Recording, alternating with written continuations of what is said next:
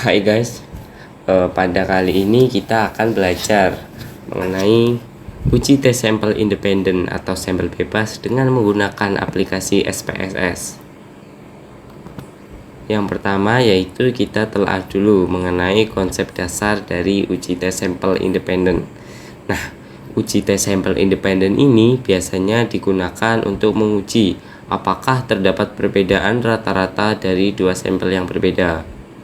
Selain itu, uji tes sampel independen ini juga digunakan untuk menguji pengaruh variabel independen terhadap variabel dependen.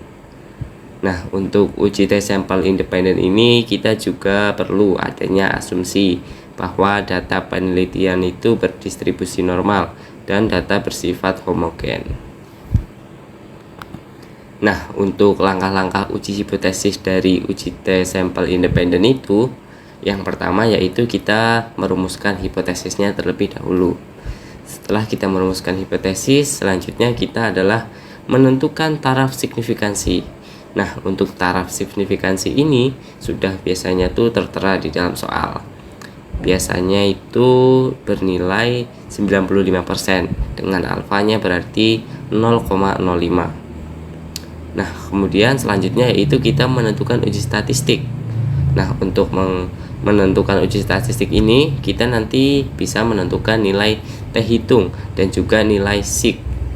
Nah, ini nanti kita menggunakan SPSS untuk menentukan nilai T hitung dan juga dari nilai sig, yang nanti di SPSS itu terdapat tulisan sig to Taylor. Nah, itu tuh atau sering disebut juga sebagai p-value. Nah, dari menentukan uji statistik itu nanti kita menentukan nilai T hitung dan juga nilai p-value dari SPSS.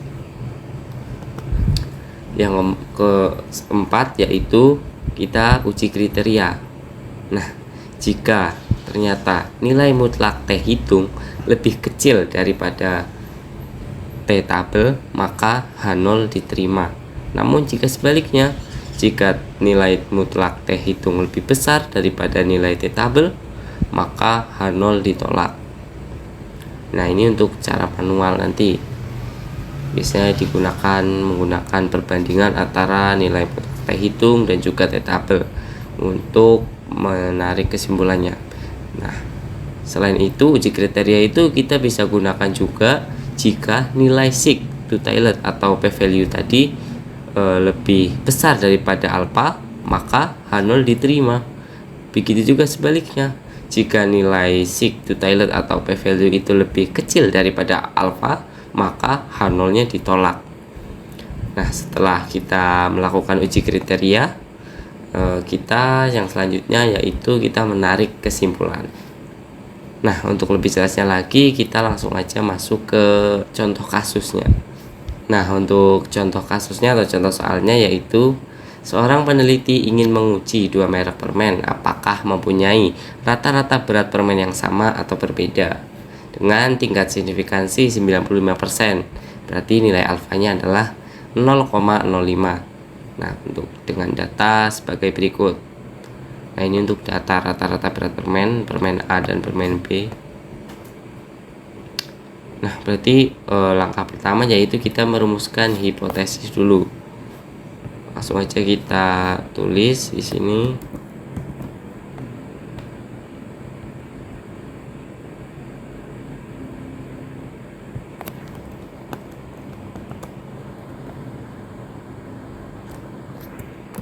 H0. Nah, berarti H0-nya itu kedua permen memiliki rata-rata berat permen yang sama. Ya, untuk H1-nya berarti kedua permen memiliki rata-rata berat permen yang berbeda. Aduh, ini nah, rapi sedikit ya. Nah, kita sudah merumuskan untuk hipotesisnya. Untuk H0-nya yaitu kedua permen memiliki rata-rata berat permen yang sama. Berarti H1-nya adalah kedua permen memiliki rata-rata berat permen yang berbeda. Sudah yang kita merumuskan hipotesis, lalu yang langkah kedua yaitu kita menentukan taraf signifikansi. Tadi sudah tertera di dalam soal ya. Taraf signifikansinya yaitu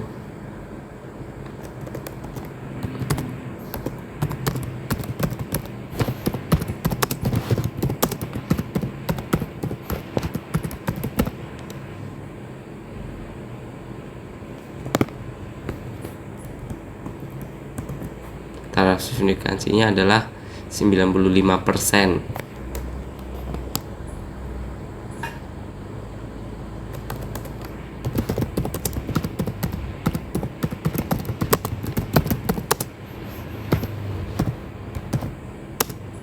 Atau nilai alfanya adalah 0,05.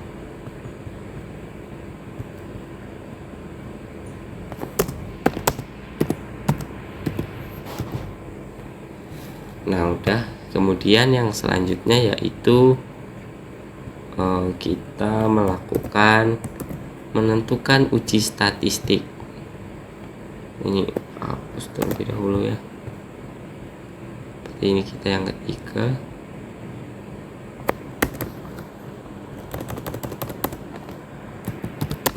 Menentukan uji statistik. Ini hapus aja dulu.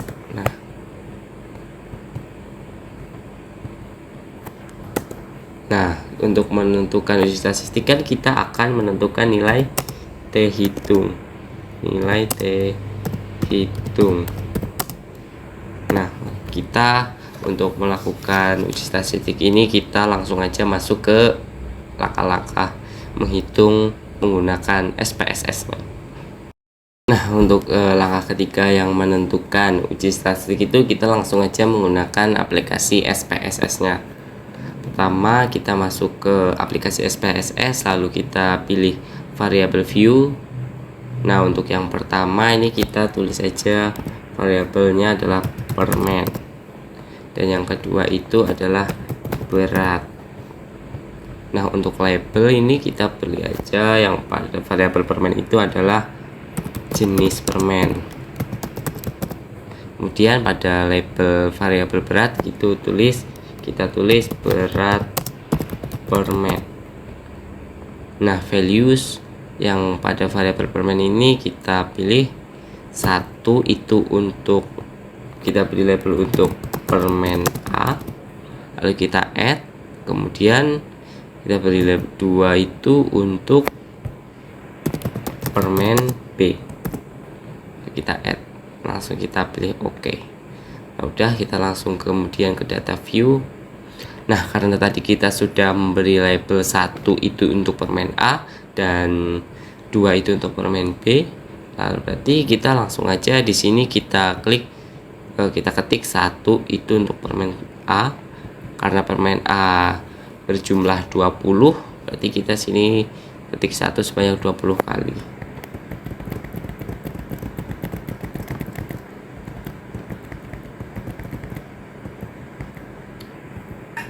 Dan untuk yang permen B nya juga karena sama-sama terdapat 20, berarti kita juga mengetik angka 2 ini sebanyak 20 kali.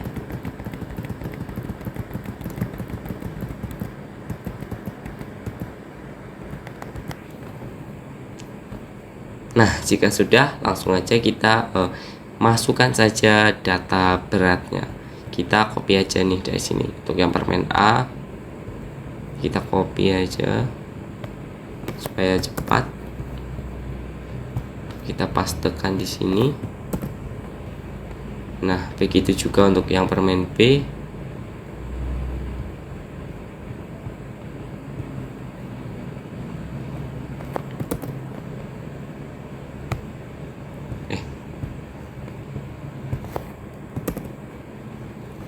Nah, jika sudah, ini untuk satu, ini untuk permen A, ini kita bisa lihat. Nah, satu itu untuk permen A dan 2 itu untuk permen B. Langsung aja kita ke analyze. Nah, di sini kita pilih compartments, lalu kita pilih independent test, independent simplicity test. Nah, untuk yang variabel tes ini kita masukkan variabel yang berat permen. Nah, kemudian yang grouping variabel ini kita pilih yang jenis permen. Nah, kedua ini jangan sampai ketukar. Nanti kalau ketukar di output itu nanti akan error.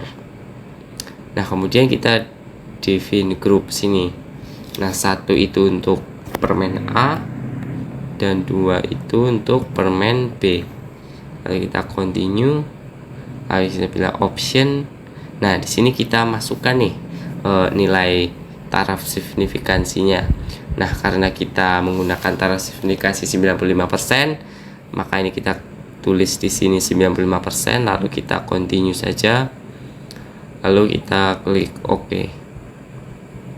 Nah, nanti akan keluar output seperti ini. Ada dua tabel. Tabel yang pertama yaitu grup statistik, yang kedua yaitu independent sample test. Nah, di grup statistik atau tabel grup statistik ini terdapat jumlah data, yaitu permen A sebanyak 20 dan permen B sebanyak 20.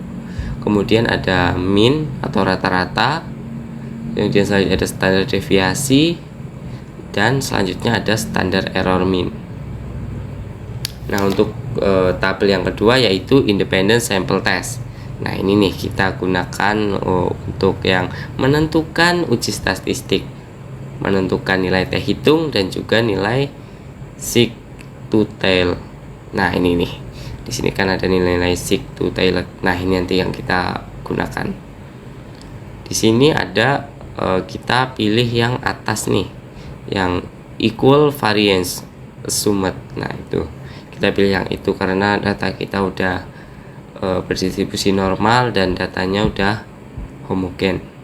Jadi kita pilih yang atas dengan nilai T hitungnya yaitu adalah negatif 0,335.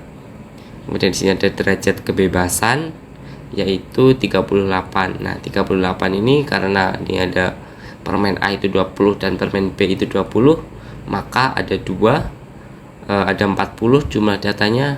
Maka untuk menghitung derajat kebebasannya adalah 40 dikurang 2, maka diperoleh 38%.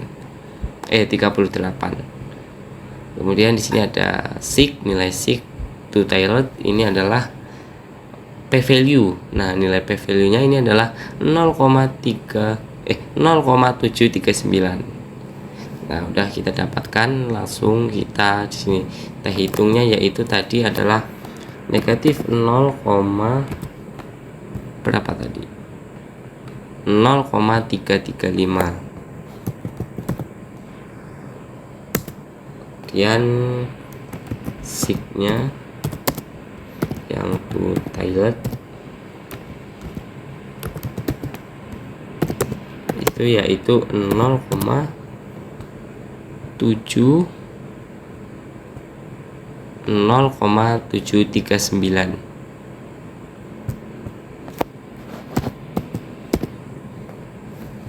Nah, kita sudah dapat nih nilai T hitung dan nilai P value atau signifikansi yang to tailed nih. Berarti selanjutnya yaitu kita uji kriteria. Yang keempat yaitu kita uji kriteria. Ya, buat aja di sini 4.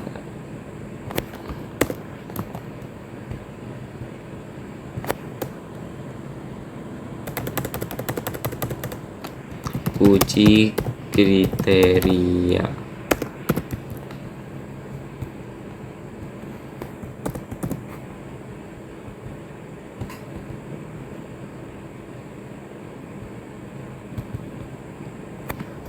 Nah, di sini kan tadi yaitu uji kriteria. Nah, kita pakai yang ini, pakai menggunakan alfa sama nilai seek. Nah, di sini kita dapat nilai seek to tilde atau p-value nya adalah 0,739 dan nilai t hitungnya adalah negatif 0,335. Karena kita menggunakan yang bawah ini yang menggunakan nilai signifikansi atau p-value dengan alfa. Nah, kan alfanya nanti kita dapat adalah 0,05 dan di sini nilai signifikansi to tilde-nya adalah 0,735, yang mana itu adalah berarti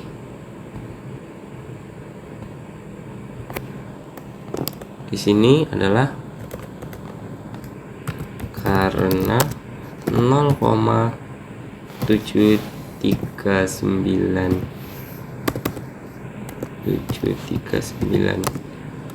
lebih besar daripada 0,05, maka H0, nah ini karena nilai seek-nya lebih besar dari alfa, maka H0 diterima. Maka H0 diterima. Nah, ini kita yang gunakan apa? Yang menilai seek dan nilai alfa. Nah, kalau kita menggunakan nilai seek dan alfa, maka H0-nya diterima. Nah, bagaimana jika kita menggunakan yang nilai t hitung dan t table? Nah, di sini kita sudah mendapatkan nih nilai t hitung, yaitu negatif 0,335. Dan sekarang kita tinggal lihat di table saja untuk mendapatkan nilai t table. Nah, di sini kita sudah dapat derajat kebebasannya adalah 38. Langsung aja kita lihat di tabelnya, yaitu tadi nilai alfanya adalah 0,05. Berarti kita akan menggunakan yang dua arah. Berarti kita ini yang bawah. Nah, ini 0,05. Lalu derajat kebebasannya adalah 38. Nah, ini berarti berarti dapat nilai t hitung t tabelnya adalah 2,024. Berarti di sini kita dapat nih. Oh, kita di sini aja. Buat di sini aja. T tabel adalah 2,024. Ya. Iya, benar. 2,24. Nah, langsung berarti kita karena di sini kan di sini kan nilai t hitungnya kita mendapatkan negatif. Tapi kita di sini menggunakan mutlak aja supaya positif, kan jadinya berarti 0,335 t hitungnya dan t tabelnya adalah 2,024. Nah, ternyata jika nilai mutlak dari t hitung lebih kecil daripada t tabel, maka H0 diterima. Nah, di sini kan sudah nih ya. Di sini kita dapat mutlak dari t hitungnya, yaitu adalah 0,335. Dan t tabelnya adalah 2,24, berarti ini lebih kecil dari 2,024. Nah, karena nilai mutlak t hitung lebih kecil dari nilai t tabel, maka H0-nya diterima. Nah, langsung yang terakhir yaitu kita membuat atau menarik kesimpulan. Di copy aja dulu.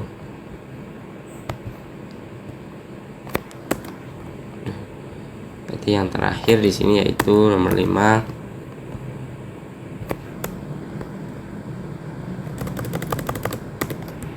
Kesimpulan.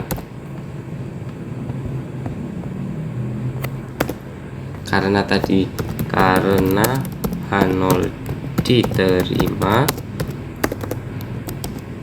maka nih kita awal. Nah, ini mana? Nah, ini karena H0 itu adalah kedua permen memiliki rata-rata berat permen yang sama. Berarti kesimpulannya adalah kedua permen itu memiliki berat yang sama. Wih.